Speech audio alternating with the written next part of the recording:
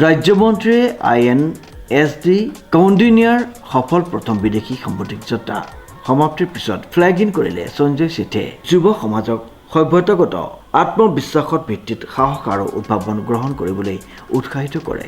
উল্লেখযোগ্য যে ৰক্ষা ৰাজ্যমন্ত্ৰী সঞ্জয় ছেঠে 2 মাৰ্চ তাৰিখে মুম্বাইস্থিত নৌ ডকয়াৰ্ডত ভাৰতীয় নৌসেনাৰ পৰম্পৰাগতভাৱে নিৰ্মিত ষ্ট্ৰিছ পালজান INSV কাউণ্ডিনাক ঐতিহাসিক প্ৰথম বিদেশী সামুদ্ৰিক যাত্ৰা সফলভাৱে সম্পন্ন কৰি ঘৰলৈ উভতি অহাৰ পিছত ফ্লেগ ইন কৰে।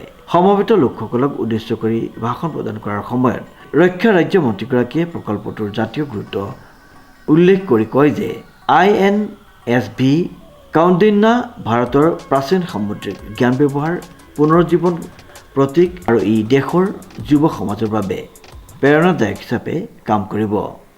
তেওঁ এই যাত্ৰাত প্ৰতিফলিত হোৱা সাহস, স্থিতিস্থাপকতা আৰু পুনৰ আৱিষ্কাৰৰ আত্মাক উজ্জ্বল কৰি যুৱ ভাৰতীয়সকলক সভ্যতাগত আত্মবিশ্বাসত ভিত্তিক সাহস আৰু উদ্ভাৱন গ্ৰহণ কৰিবলৈ আহ্বান জনায়।